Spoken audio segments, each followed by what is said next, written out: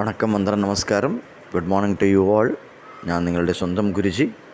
ഞാനൊരു SEBI register adviser അല്ല. അതുകൊണ്ട് തന്നെ ഈ വീഡിയോയിൽ പറയുന്ന കാര്യങ്ങൾ ഒരു സ്റ്റഡി പർപ്പസിനായിട്ട് യൂസ് ചെയ്യുക. നിങ്ങൾ കണ്ടുകൊണ്ടിരിക്കുന്നത് ബാങ്ക് നിഫ്റ്റി കണ്ടിന്യൂവേഷൻ ഫീച്ചർ ചാർട്ടിൻ്റെ 15 മിനിറ്റിൻ്റെ ക്യാൻഡിൽ സ്റ്റിക്കിൻ്റെ ചാർട്ടാണ്. ടെലഗ്രാം ചാനൽ, എനിക്ക് ടെലഗ്രാം എൻ്റെ ആപ്പ്, മൊബൈൽ ആപ്ലിക്കേഷൻ ഒരു പ്രോബ്ലമായി. അതുകൊണ്ട് ആ ചാനൽ ഫുള്ളായിട്ട് ഡിലീറ്റ് ആയിപ്പോയി. അതുകൊണ്ട് ആ ചാനലിലുള്ളവർ ദയവ് ചെയ്ത് എക്സിറ്റ് ചെയ്യുക. വേറെ ചാനലോ അല്ലെങ്കിൽ വേറെ ഗ്രൂപ്പോ ഉടനെ തന്നെ തുടങ്ങുന്നതായിരിക്കും. അതിൻ്റെ മെസ്സേജും യൂട്യൂബ് വഴി അറിയിക്കുന്നതായിരിക്കും. വീണ്ടും പറയുകയാണ്, ടെലഗ്രാം എൻ്റെ മൊബൈൽ ആപ്ലിക്കേഷൻ പ്രോബ്ലമായിപ്പോയി. അതുകൊണ്ട് ആ ചാനൽ ഡിലീറ്റായാണ്, എൻ്റെ സൈഡിൽ നിന്ന് ഡിലീറ്റായിപ്പോയി.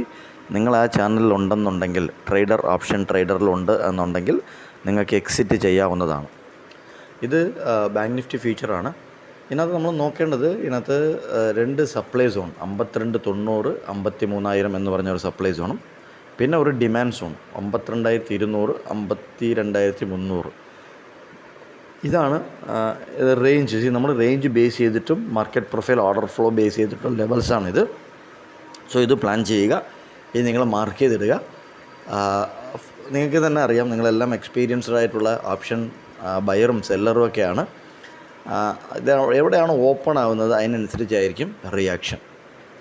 53000 താഴെയാണെന്നുണ്ടെങ്കിൽ അവിടെ നിന്ന് നമുക്കൊരു വീണ്ടും ഒരു സപ്ലൈ കാണാൻ പറ്റും. താഴെയാണ് ഓപ്പൺ ആവുന്നതെന്നുണ്ടെങ്കിൽ നമുക്കൊരു റിജക്ഷനോ മറ്റോ കാണാനുള്ള സാധ്യതകൾ കൂടുതലാണ്. പക്ഷേ ഇതാണ്, ഈ റേഞ്ചിനകത്താണ് ബാങ്ക് നിഫ്റ്റി ഫീച്ചർ നിൽക്കാനുള്ള സാധ്യതകൾ കൂടുതൽ.